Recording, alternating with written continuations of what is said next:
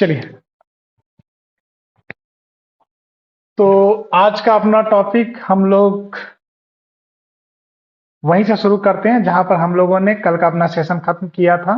Last जो हम लोग अपनी ऑब्जेक्ट को रख रहे थे, अपनी वस्तु को रख रहे थे, वो वस्तु हम लोग रख रहे थे फोकस और पोल के बीच में, यहां पर। ठीक है, यहां पर हमने अपनी वस्तु रखी थी ए बी। एफ से आपका यहां पर फोकस हो गया और ये आपका पोल हो गया या फिर ध्रुव हो गया। जब यहाँ पर हम लोग वस्तु को रखते हैं तो यहाँ से अब हमारी दो किरणें चलेंगी आगे की ओर, और ये रेज आगे की ओर ऐसे चली, और यहां से ये ऐसे चली आई। अब यहां से एक दूसरी रे चली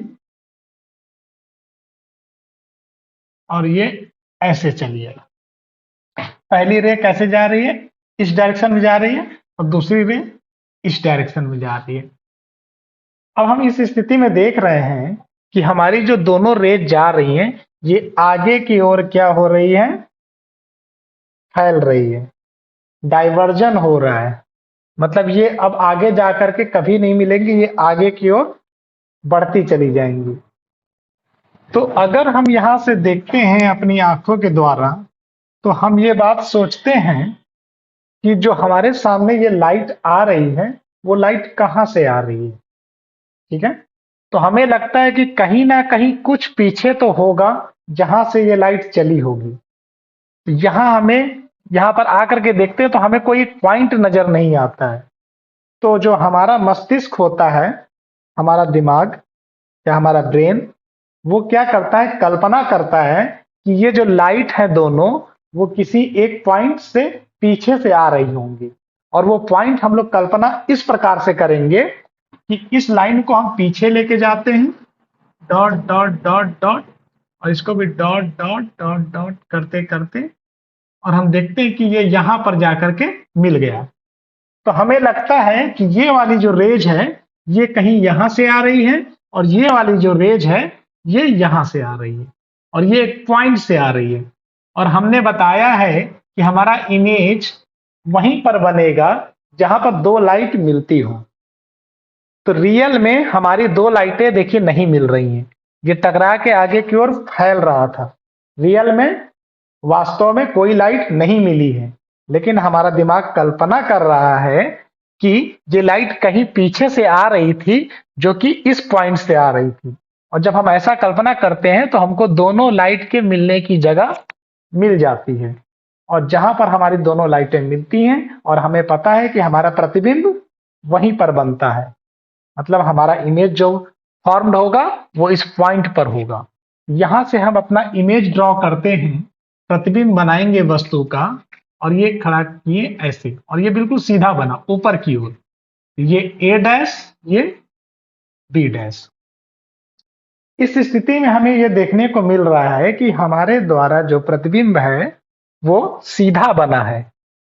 इससे पहले हम लोगों ने जितने केस देखे थे, सभी में प्रतिबिंब उल्टे तरफ बनते थे, लेकिन इस बार पहली बार ऐसा हुआ है कि हमारा प्रतिबिंब सीधा बना है।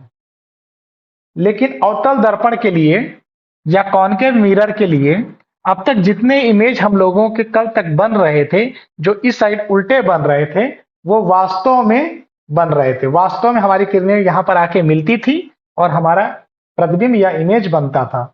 लेकिन इस बार सीधा तो बना है, लेकिन ये हमारा वास्तव में नहीं मिला है। मतलब हम कल्पना कर रहे हैं कि कहीं ना कहीं पीछे से लाइट आई है, इसीलिए इस तरह का प्रतिबिंब क्या कहलाएगा? इसे हम काल्पनिक प्रतिबिंब कहेंगे, या फिर इमेजिनरी इमेज कहेंगे, या फिर वर्चुअल इमेज कहेंगे। ओके, तो हम अपने कंडीशंस को यहां लिखते हैं। जो हमारा वस्तु था, हमारी वस्तु इस समय रखी गई है फोकस और ध्रुव के बीच, बिटवीन फोकस एंड पोल।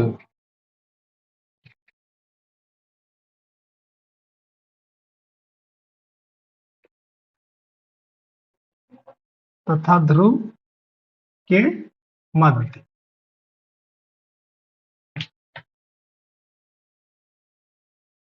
और हमारा प्रतिबिंब जो है ये हमें बन के मिल रहा है कहां पर? हमारा प्रतिबिंब मिल रहा है दर्पण के पीछे।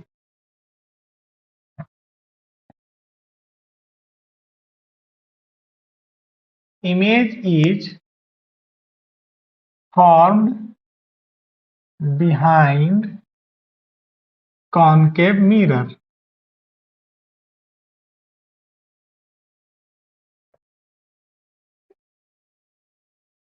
प्रतिबिंब दर्पण के पीछे बनता है।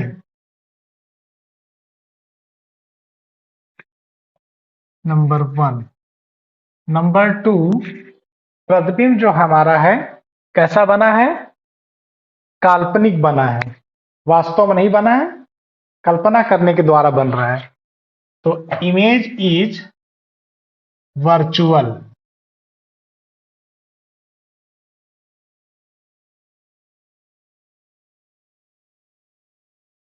काल्पनिक प्रतिबिंब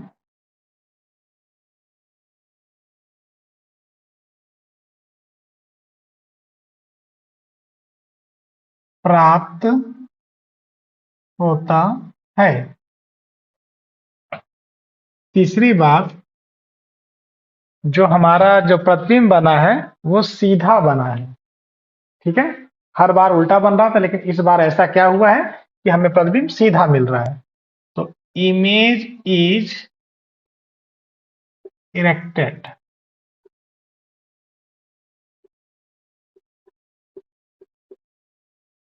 प्रतिबिंब सीधा बनता है। चौथी स्थिति, हमारा जो इमेज है वो वस्तु के आकार से बड़ा बना है। वस्तु छोटी थी, प्रतिबिंब हमें बड़ा मिल रहा है। मतलब image is greater than object.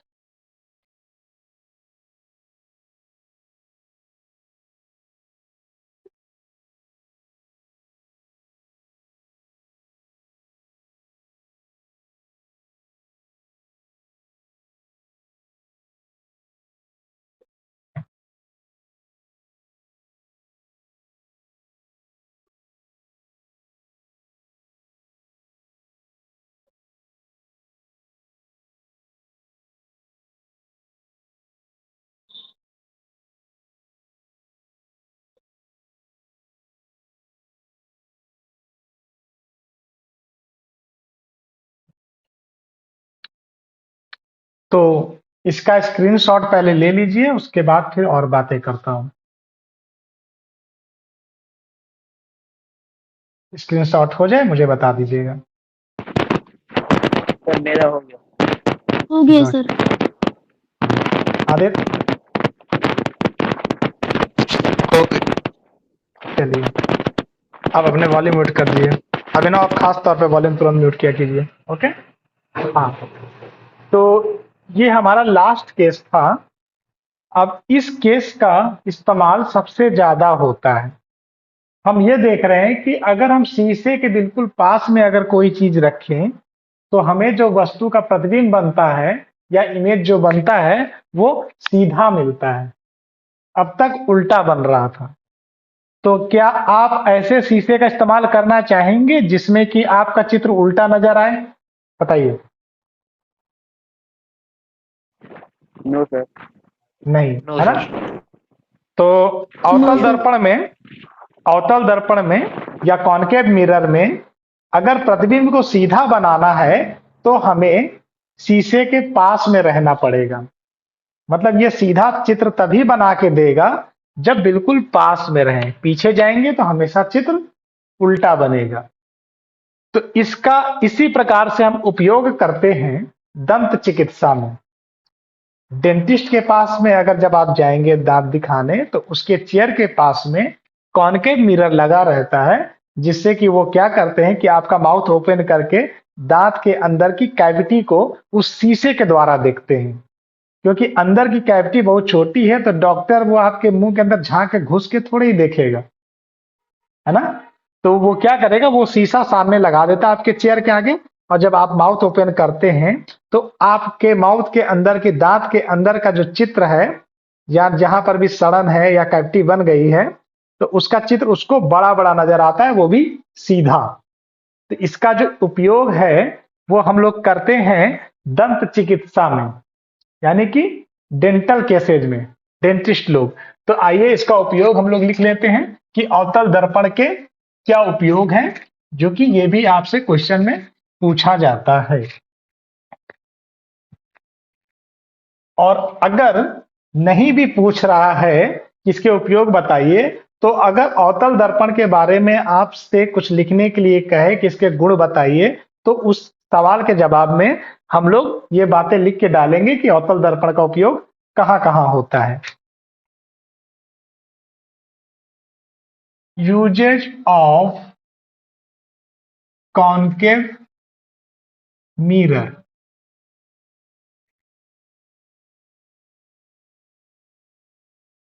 अवतल दर्पण के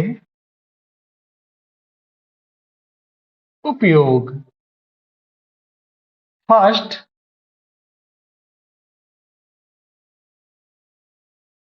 इन डेंटल केसेज। ठीक है, कहाँ इस्तेमाल होता है? दंत चिकित्सा में।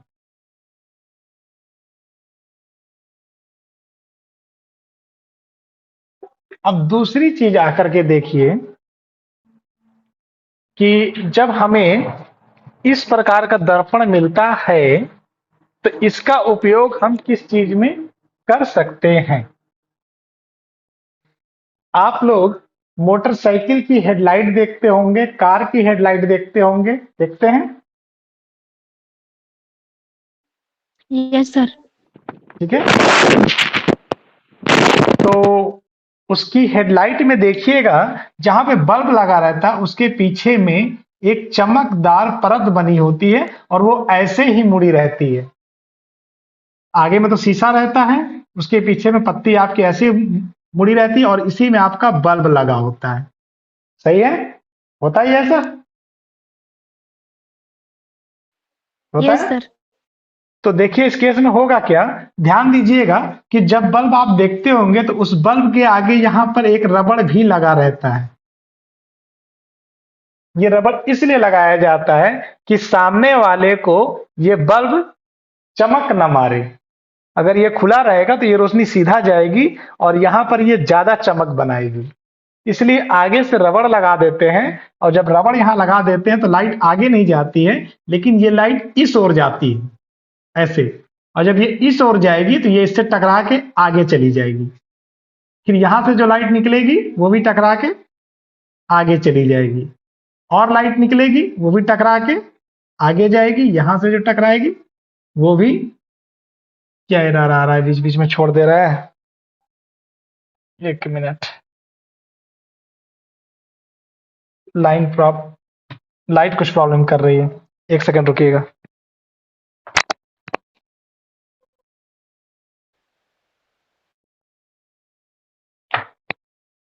तो हम यहाँ देख रहे हैं कि इस तरह से जब लाइट टकरा के आगे बढ़ती है तो वाहनों की हेडलाइट में प्रकाश को फैलने से बचाने के लिए हम इसका उपयोग करते हैं, ताकि जो हमारी लाइट है वो सीधा आगे जाए।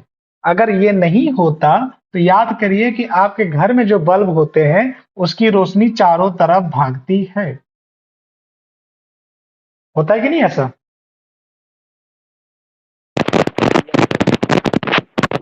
Yes sir. लेकिन लेकिन जब हम अवतल दर्पण लगा देते हैं या कॉनकेव मिरर लगा देते हैं, ठीक है, तो ये लगाने पे क्या होता है कि आपकी लाइट सीधा एक दिशा में चलती है, यानी कि सीधा आगे की ओर जाती है। इसीलिए इसका उपयोग हम लोग करते हैं इन हेडलाइट्स ऑफ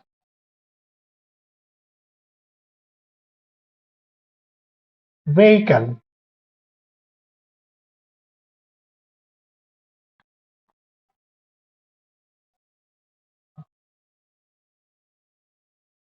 वाहनों के लाइट में। ओके, समझ में आया? Yes, तो sir. ये इनके यूज हैं, इसका भी स्क्रीनशॉट ले लीजिए, है ना। और सारे केस जो हैं हमारे अवतल दर्पण के कंप्लीट हो गए हैं। अब अगर आपसे पूछेगा कि हम वस्तु को यहां रखेंगे, अब ना आवाज को बंद रखिए, ठीक है। अगर हम वस्तु को यहां रखते हैं तो प्रतिबिंब कहां बनेगा, यहां रखेंगे तो कहां बनेगा, यहां पर रखेंगे इनके बीच तो क्या बनेगा, यहां पर रखेंगे तो क्या बनना है, और अगर सबसे बिल्कुल पास में रखते हैं जाकर के तो क्या बनना है। इसमें से कोई एक स्थिति आपसे पूछ लेगा, जो कि आपको वो 4-5 पॉइंट जो मैंने लिखे थे वो आपको लिखने होंगे, और ये 4 मार्क का क्वेश्चन आता है, ठीक है। इसका स्क्रीनशॉट ले लीजिए। ओके हो गया सर। ओके, तो Yes, चलिए sir. अब आगे बढ़ते हैं इससे।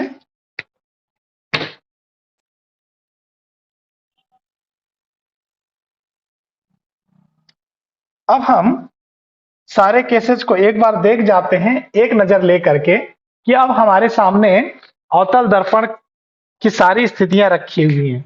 सबसे पहले हम लोगों ने क्या किया था कि वस्तु को अगर हम वक्रता केंद्र से पीछे रखें, वक्रता केंद्र से यहाँ सी है, इसे पीछे रखें तो वस्तु का प्रतिबिंब हमें फोकस और वक्रता केंद्र के बीच में बन के तैयार हुआ।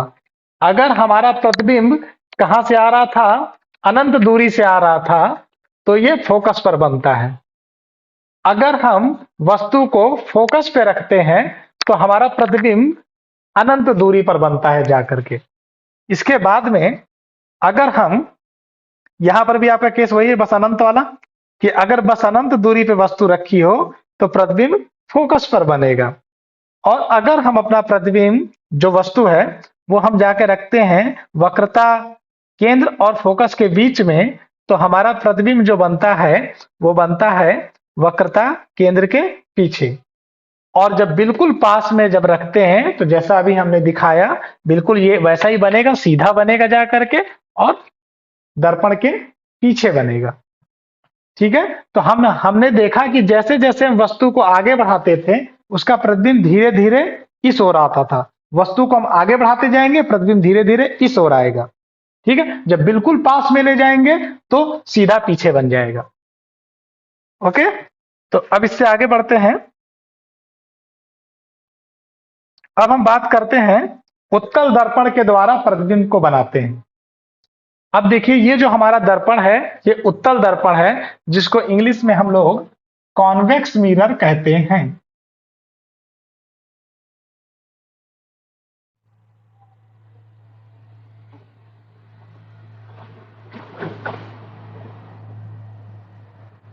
उत्तल दर्पण के मामले में ज्यादा स्थितियां नहीं बनती हैं, जैसे वहां पर 5-6 बन रही थी, यहां पर मात्र आपको 2 ही स्थितियां मिलेंगी। सबसे पहली स्थिति तो तब होगी जब हमारी वस्तु या ऑब्जेक्ट जो है अनंत दूरी पर हो, मतलब इनफिनाइट डिस्टेंस पर हमारा ऑब्जेक्ट रखा हो। और इनफिनाइट डिस्टेंस में जब हम ले करके आते हैं तो इसे हम जब ऐसे ले करके फर्स्ट लाइट को लेके आएंगे, हमने यहाँ पर कोई वस्तु नहीं दिखाई है क्योंकि वस्तु हमारी अनंत दूरी पर है, तो हमें पता ही नहीं है कि वो कितनी दूर है, बहुत दूर है, ठीक है। और एक और रेज हम यहां से लेकर के आए, दूसरी वाली, और वो भी लेकर के आए, तो हमने देखा कि यहां पर टर्न ज्यादा है, यहां पर टर्न ज्यादा है तो थोड़ा ये ज्यादा मुड़ेगी, यहां से आना है, ठीक है, इस एंगल पे ये मुड़ गई। अब ये दूसरी वाली जो आई ये ऐसे मिल गई। तो अब हम देख रहे हैं कि ये जो टकराने के बाद में ऊपर की ओर ये किरणें हमारी भागी हैं, ये अब कभी नहीं मिलेंगी, ये आगे जाकर के टकराने के बाद कभी नहीं मिलेंगी क्योंकि ये आगे की ओर फैल रही है। तो फिर से हमारा दिमाग तुरंत कल्पना करता है कि यह लाइट कहीं ना कहीं से तो आ रही है, और हम लोग तुरंत कल्पना करते हैं और इन लाइट को पीछे लेके जाते हैं तो देखते हैं कि ये फोकस बिंदु पर जाकर के मिल रही है, यानी हमारा प्रतिबिंब जो है फोकस बिंदु पर बनेगा। अनंत दूरी से जब भी प्रकाश की किरण आएगी तो चाहे वो दर्पण हो, कोई भी प्रकार का दर्पण हो, या किसी भी प्रकार का लेंस हो, प्रतिबिंब हमेशा फोकस पर बनता है।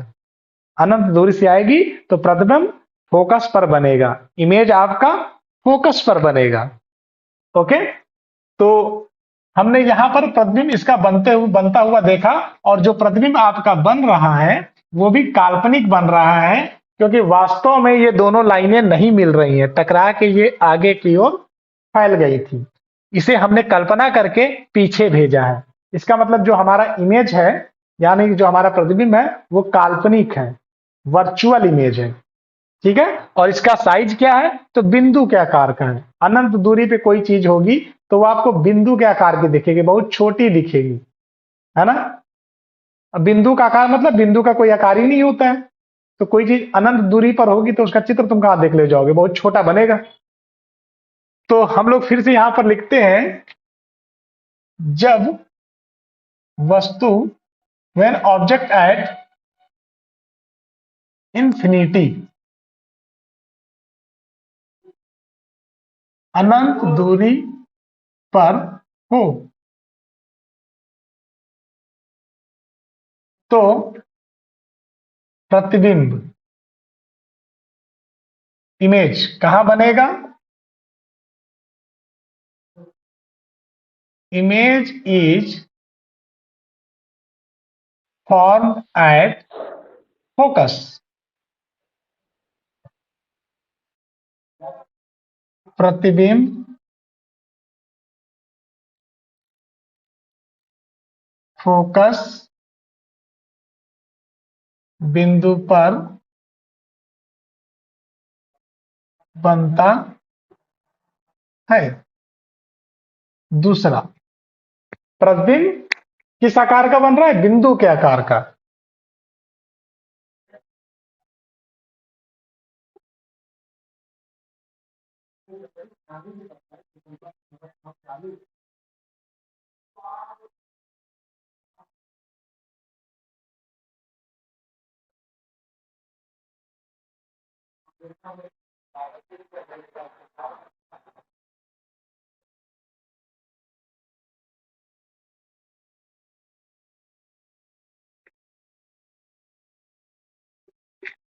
तीसरी बात जो निकल रही है, प्रतिबिंब हमारा काल्पनिक बन रहा था, यानी कि इमेजिनरी था, वर्चुअल था।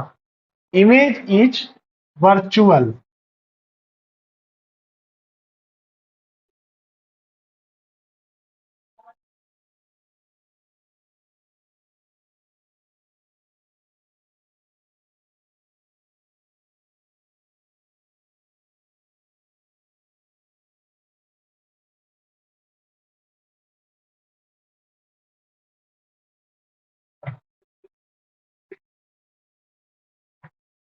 अब क्या देखना है कि प्रतिबिंब सीधा बना या उल्टा बना।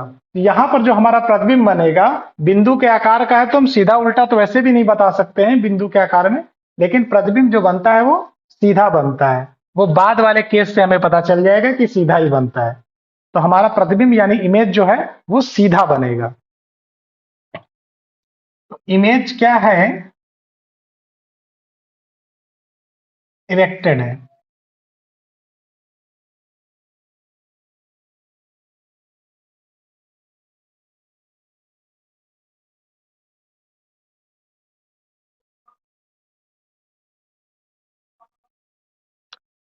ठीक है, ये हमारा 4 केस यहां पर बना।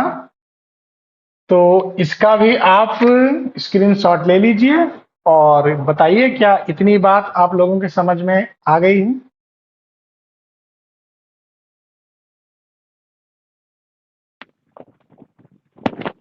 Yes sir. हो गया ओके, सर। हो गया सर। ठीक है, जल्दी से स्क्रीनशॉट ले लीजिए, फिर हम आगे आते हैं यस सर। दूसरे केस पर। हो गया सर। हो चलिए, गया सर। चलिए आगे बढ़ते हैं।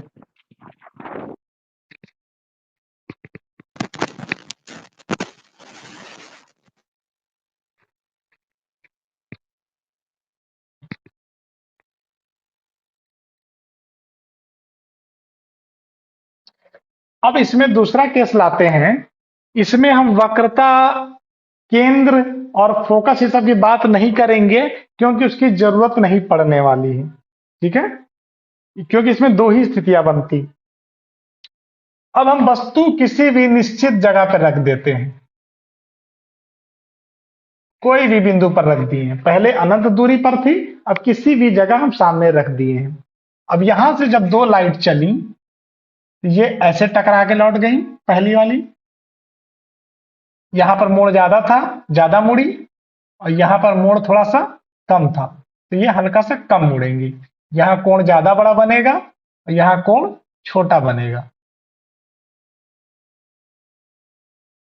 ठीक है। अब इसे हम पीछे ले जाते हैं, क्योंकि यहां तो फैल रही है ना, आगे की ओर फैल रही है, मिलेगी ही नहीं।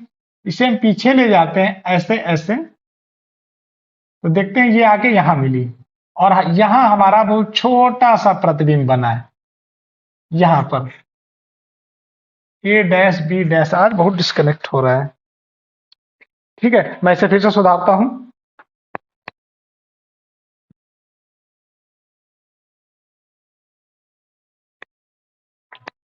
तो हमने वस्तु को किसी निश्चित जगह पर रखा। इमेज इज एट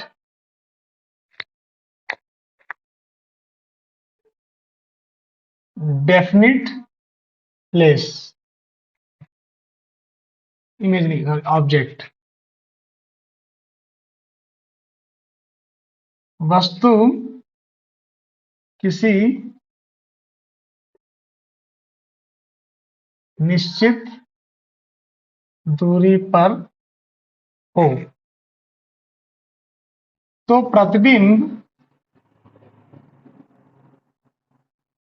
प्रतिबिंब देखिएगा, यहां पर आपका पोल था, ध्रुव था, ये फोकस और ध्रुव के बीच में बन रहा है।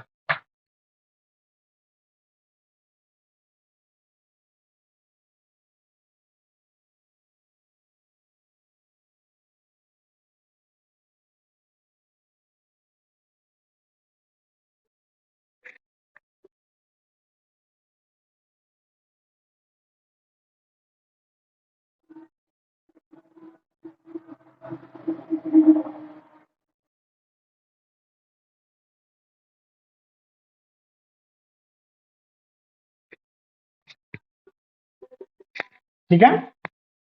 और देखिए जो आपका इमेज बन रहा है, इमेज वो ऑब्जेक्ट से छोटा बन रहा है।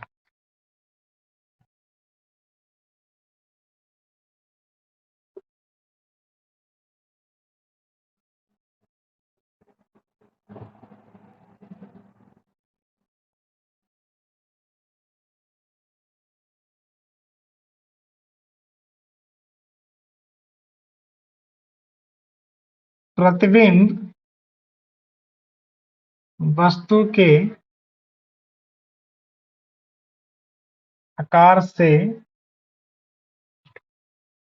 छोटा बनता है।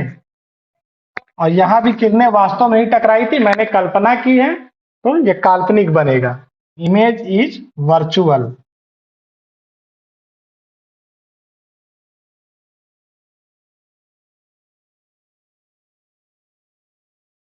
प्रतिबिंब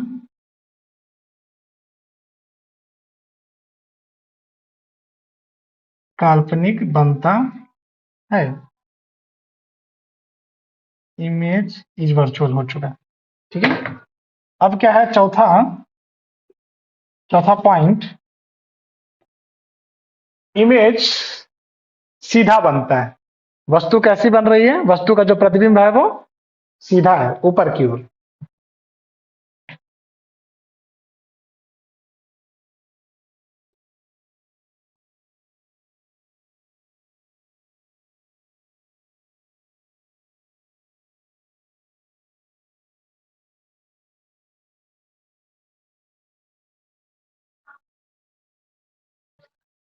इसका स्क्रीनशॉट ले लीजिए जल्दी से।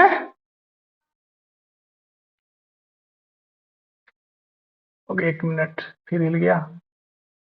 हाँ, इसका जल्दी से आप स्क्रीनशॉट ले लीजिए। हो गया सर। हो गया। Okay good. मैं फुल साइज यस करूं सर। इसे। हो गया।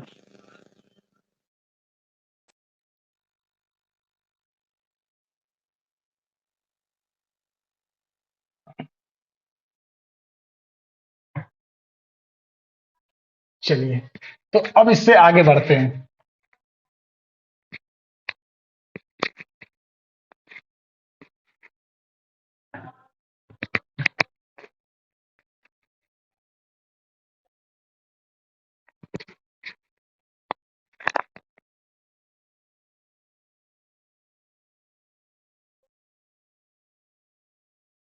अब देखिए, आपके सामने कुछ क्वेश्चंस हैं जो आपके बोर्ड एग्जाम के इंपॉर्टेंट क्वेश्चंस हैं।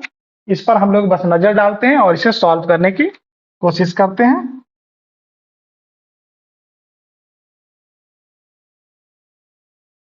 ओके, तो आइए पहला क्वेश्चन पढ़िए।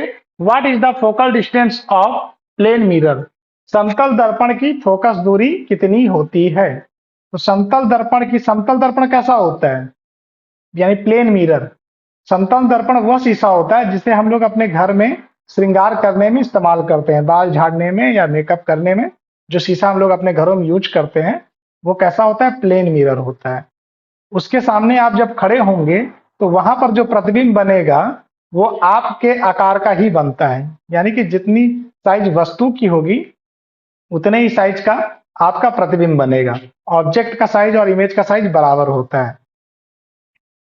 इमेज जो होगा उतनी ही दूरी पर बनेगा जितनी दूरी पर ऑब्जेक्ट होगी। और यहां पर जो आपका इमेज बनेगा वो बनता है लैटरली इन्वर्टेड। लैटरली इन्वर्टेड का मतलब होता है कि अगर आप सामने खड़े हैं तो आपका बायां हाथ उसके दाएं तरफ में चला जाएगा और आपका दायां हाथ उसके बाएं तरफ में होगा, वो ठीक उल्टा बनाएगा। अगर इसे आप चेक करना चाहिए कि चाहते हैं कि मैं क्या बोलना चाह रहा हूं कि बायां दायां क्या होता है, तो इसे आप इस तरह से कर सकते हैं कि अगर आप शीशे के सामने लिखिएगा 3 लिख के खड़े होंगे तो शीशे में आपको ये 3 ऐसा नजर आएगा। समझे बात को? Yes sir. ठीक है, ये आपका समतल दर्पण में बनता है। तो समतल दर्पण की जो फोकस दूरी होती है अनंत होती है, क्योंकि समतल दर्पण में जो किरणें चलेंगी ऐसे करके, तो अगर कोई किरण ऐसे चलेगी, 2 लाइट ऐसे चली हैं तो वो ऐसे ही टकरा के वापस लौट आती हैं, सीधा जाएंगी सीधा लौटेंगी। क्योंकि ये जो दर्पण है या मिरर है वो बिल्कुल सीधा होता है, सीधा जाएंगी तो सीधा ही तो लौटेंगी। तो इसको जब हम कल्पना करेंगे तो ये आगे में भी नहीं मिल रही है और जब इधर शीशे के पीछे भी ले जाएंगे कल्पना करते हुए तब भी नहीं मिलेगी। यानी ये दोनों तरफ से इसका जो फोकस बिंदु होगा वो अनंत दूरी पर होगा। ठीक है, तो इन्फिनाइट फोकस होता है। फोकस कहां बनेगा? अनंत दूरी पर। ठीक है, ये आपका इस क्वेश्चन का आंसर हुआ। नेक्स्ट क्वेश्चन है, magnification of plane mirror is. समतल दर्पण का आवर्धन होता है। अभी मैंने आपको बताया कि समतल दर्पण के आगे हम जब वस्तु को रखते हैं, किसी ऑब्जेक्ट को रखते हैं, तो उसका साइज बनने वाले इमेज के साइज के बिल्कुल बराबर आता है। जब उस शीशे के सामने आप खड़े होंगे तो आपको अपने ही आकार का चित्र या प्रतिबिंब नजर आएगा, यानी कि बराबर होता है। तो मैग्निफिकेशन जब बराबर होता है तो हम इसे कहते हैं मैग्निफिकेशन बराबर 1। ठीक है, तो आवर्धन को हम लोग सूचित करते हैं m से, m बराबर 1। अभी इस सूत्र का इस्तेमाल आगे के सवालों में होगा, तब आप आवर्धन को अच्छे से समझ जाइएगा कि आवर्धन का फॉर्मूला क्या है और होता क्या है। फिलहाल ये क्या होता है? वस्तु और प्रतिबिंब के आकार को बताता है। तो यहां पर क्या होता है? 1 होता है। तो यही आपका आंसर हो गया, मैग्निफिकेशन, m फॉर मैग्निफिकेशन।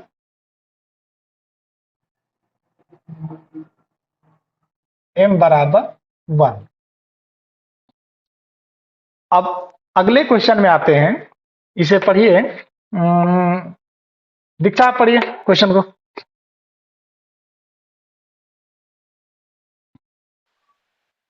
यदि अवतल दर्पण का वक्रता केंद्र 20 सेंटीमीटर है, इसकी फोकस दूरी क्या है? ठीक है, ठीक है। Centre of curvature of concave mirror is 20 centimetre. What is it's focal distance? तो हमने बताया था कि वक्रता केंद्र को हम लोग सूचित करते थे, वक्रता त्रिज्या, सॉरी, वक्रता त्रिज्या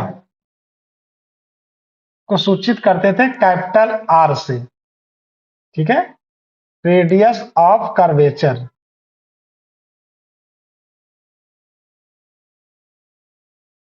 किससे सूचित करते हैं? आर से। रेडियस के वाला ही आर यहाँ पे यूज हो रहा है, आर फॉर रेडियस। ये जो होता है फोकस का 2 गुना होता है, ठीक है, 2 गुणे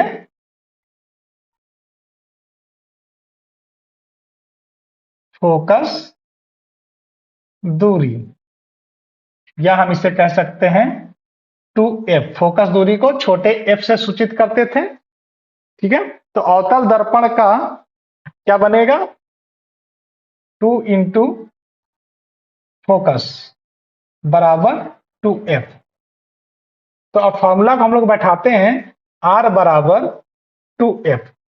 तो हमें क्वेश्चन में बताया हुआ है वक्रता केंद्र जो है 20 सेंटीमीटर की दूरी पर है, तो r का मान है 20, 20 बराबर 2f। तो f ये वाला इधर से आके इधर में डिवाइड हो जाएगा, तो फोकस दूरी कितनी हो जाएगी? 20/2, और ये हो गया 10, तो बराबर 10 सेंटीमीटर आंसर। देखिए पूरी बात समझ में आई?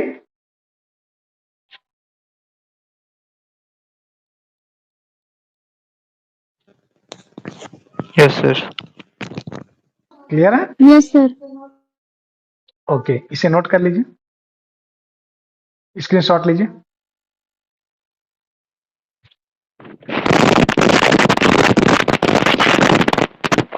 हो गया है सर। चलिए हो गया, मैं इसे मिटा रहा हूं ऊपर से।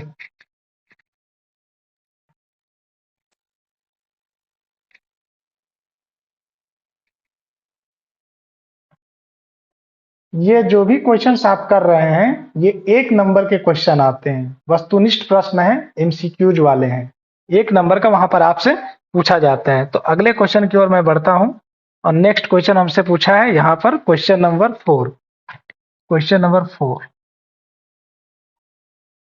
यहां पर रुकता हूं, ठीक है। तो क्वेश्चन नंबर 4 पे आ रहा हूं, और बिल्कुल वैसा ही आपके पास में फिर से दोबारा से क्वेश्चन है। यदि उत्तल दर्पण की फोकस दूरी 16 सेंटीमीटर है तो वक्रता त्रिज्या ज्ञात कीजिए। तो हम लोगों को सूत्र से पता है r बराबर 2f। इस बार हमें r का मान निकालना है। क्या निकालना है? रेडियस निकालना है, वक्रता त्रिज्या। तो फोकस दूरी हमारा दिया हुआ है कितना? 2 गुणे फोकस कितना है? 16।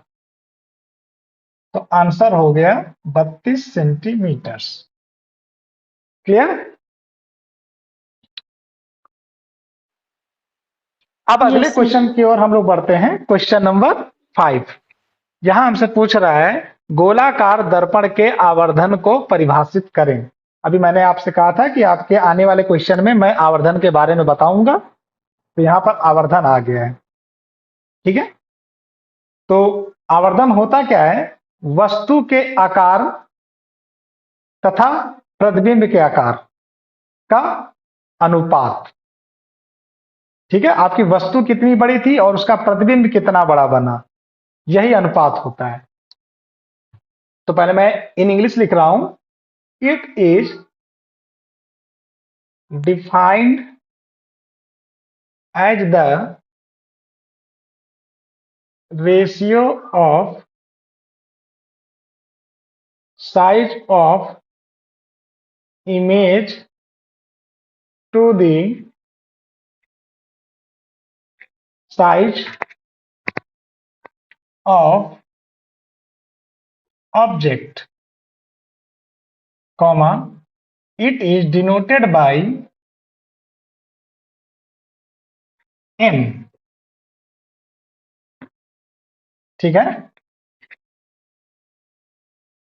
प्रतिबिंब के आकार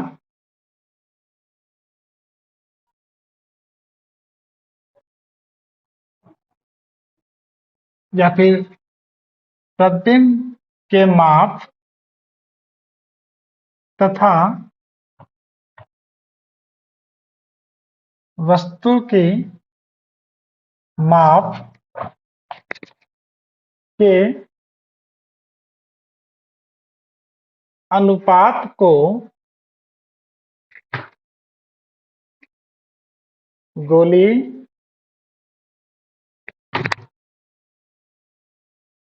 दर्पण का आवर्धन कहते हैं। इसे m से सूचित करते हैं। ठीक है, अब इसका सूत्र होता है m बराबर HI/HO, जहां पर HI जो है साइज ऑफ इमेज है और HO जो है वो वस्तु का आकार है, यानी कि size of object.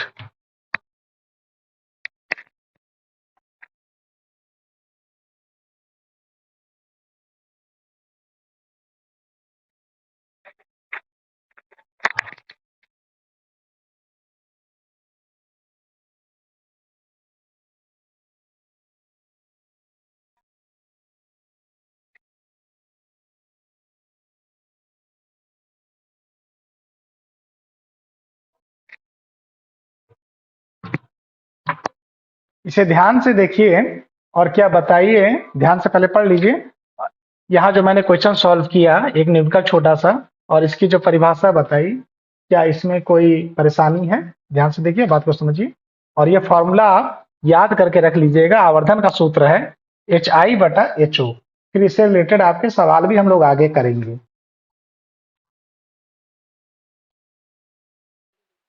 No sir. Clear? Yes sir. चलिए स्क्रीनशॉट ले लीजिए। हो गया सर। ओके, इसे मैं मिटा रहा हूं, फिर उसके बाद में नेक्स्ट स्लाइड की ओर आता हूं।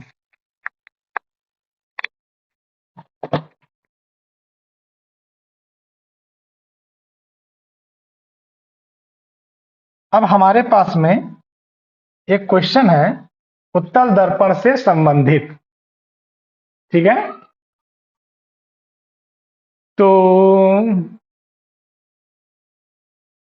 आदित्य क्वेश्चन पढ़िए। एक वस्तु को 10 सेंटीमीटर फोकस दूरी के उत्तल दर्पण से 20 सेंटीमीटर की दूरी पर रखा गया है। बनी छवि का स्थान ज्ञात कीजिए। ठीक है, हमें वस्तु की दूरी बताया गया है कि दर्पण से हमारी वस्तु कितनी दूरी पर है। हमें जो छवि बनेगी यानी कि प्रतिबिंब जो बनेगा वह कितनी दूरी पर बनेगा, मुझे ये बताना है। जो हमारा दर्पण है वो उत्तल दर्पण है। इसे आप चित्र बनाने की परीक्षा में आपको जरूरत नहीं है ऐसे सवालों के लिए, लेकिन मैं आपके लिए तब भी बना दे रहा हूं। यहाँ पर ये हो गया आपका उत्तल दर्पण। यहाँ पर मैंने सामने में कोई वस्तु रख दी है किसी दूरी पर। ये वस्तु हो गई हमारी AB और ये हो गया हमारा ध्रुव। दर्पण है उसका ध्रुव है यानी कि पोल है। इस दूरी को वस्तु की दर्पण से जो दूरी होती है इसे हम लोग U से सूचित करते हैं। अब यहाँ उत्तल दर्पण में आपको पता है, बताया गया है कि जो भी प्रतिबिंब बनता है दर्पण के पीछे बन रहा था। इसके पहले हम लोगों ने उत्तल दर्पण का केस पढ़ा, कॉन्वेक्स मिरर का। तो वो सारे कहाँ बन रहे थे? पीछे बनते थे और छोटे बनते थे और सीधे बनते थे। ठीक है, तो यहां से ये गया सामने, यहां से ये दूसरी लाइट गई, ऐसे ऐसे मुड़ गया आगे, और पीछे कल्पना हमने की तो देखा यहाँ पर हमारा प्रतिबिंब बन रहा है करके, अब छोटा बन रहा है A' B'। तो ये जो दूरी है इसे हम लोग सूचित करते हैं V से। अब यहां पर देखिएगा इस दर्पण का जो घुमाव है इस ओर है। कैसे है? ऐसे है। तो इसका जो वक्रता त्रिज्या बनेगी वो किस साइड बनेगी? इस साइड बनेगी। गोला तो इस ओर बना हुआ है, तो वक्रता त्रिज्या या वक्रता केंद्र जो हमारा बनेगा इस साइड बनेगा। वक्रता केंद्र यहां पर बनाया C, और हमें पता है कि ध्रुव से इसकी दूरी के बीच को हम लोग फोकस बिंदु कहते हैं। तो हमारा फोकस भी किधर बनेगा, यहां बनेगा। तो इस फोकस पॉइंट की जो दूरी है ये क्या कहलाती है, एफ। अब यहां पर ध्यान देने वाली चीज ये है कि ये हमारा दर्पण था। इस जगह पर जितनी भी चीजें दर्पण के सामने बनती है उसको हम लोग निगेटिव में लेते हैं, और जो चीजें इस दर्पण के आगे साइड में जाती हैं उसे हम लोग पॉजिटिव लेते हैं। ठीक है, तो हमें यहाँ पर क्या क्या चीजें बताई गई हैं प्रश्न के द्वारा। तो हमें बताया गया है पोजीशन ऑफ ऑब्जेक्ट,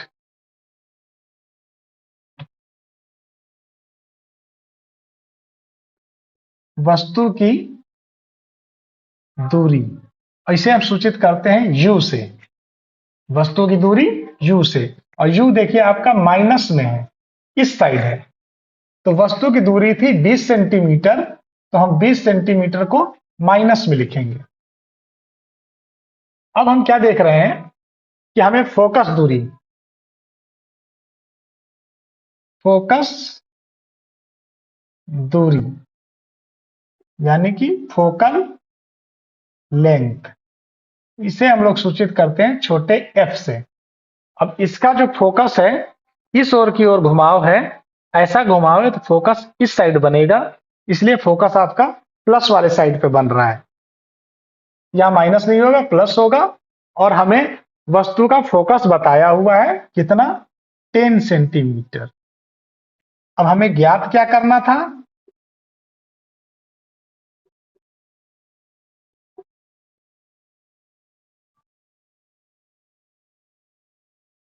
प्रतिबिंब की दूरी, पोजीशन ऑफ इमेज। ठीक है, ये हमें प्रश्न में ऐसा बताया गया है। अब यहां पर हम लोग लगाते हैं मिरर फॉर्मूला, जिसे हम हिंदी में दर्पण सूत्र कहते हैं। तो ये मिरर फॉर्मूला हो गया।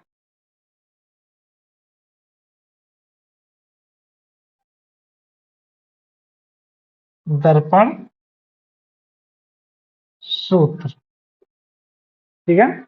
तो ये होता है 1/f बराबर 1/v प्लस 1/u। सूत्र यही है Aditya. Yes yes sir. Sir, यही है। प्लस ही होता है ना।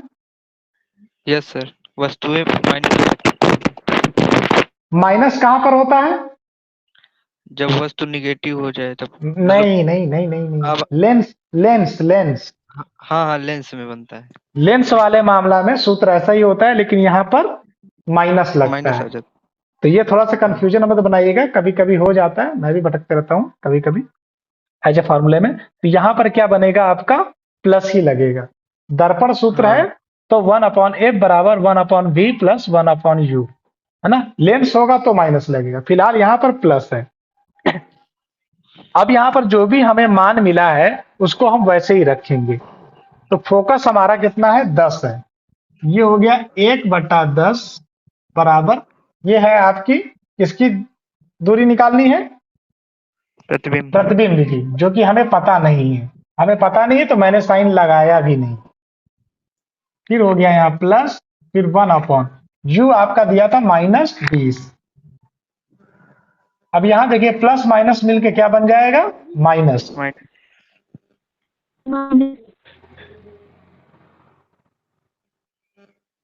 अब इसे मैं इसके आगे सॉल्व करता हूं आके।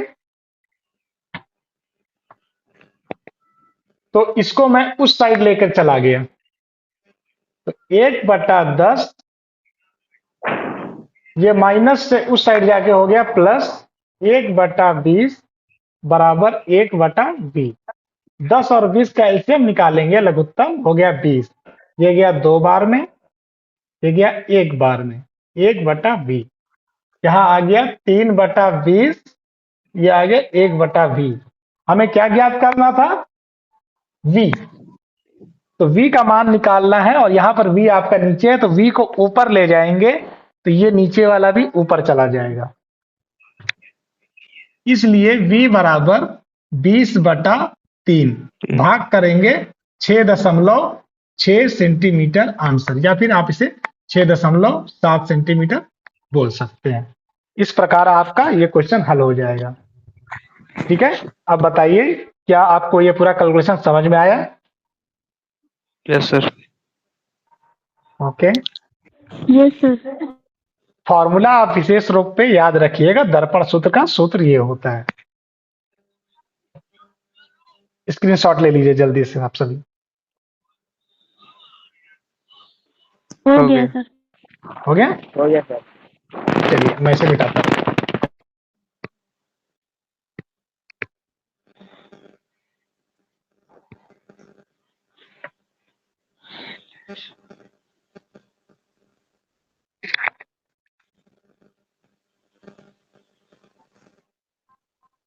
तो इस दर्पण से संबंधित आपके सूत्र खत्म हो चुके हैं। तो कल हम लोगों की मैथ की क्लास चलेगी, ठीक है, और उसके बाद में दर्पण के यहाँ के मामले समाप्त हो चुके हैं। इसके बाद हम लोग अपवर्तनांक पढ़ेंगे, अपवर्तन पढ़ेंगे, प्रिज्म पढ़ेंगे, ये सब साइंस में आएगा।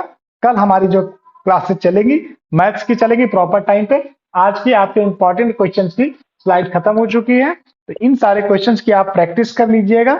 इससे रिलेटेड वाले क्वेश्चन जैसे मैंने आपको पहले भेजा था वैसे ही आपको पीडीएफ फॉर्म में इससे रिलेटेड क्वेश्चन आपको मिल जाएंगे, जो आपकी बोर्ड के इंपॉर्टेंट क्वेश्चंस होंगे, तो उनको आप बना के रिवाइज कर लीजिएगा।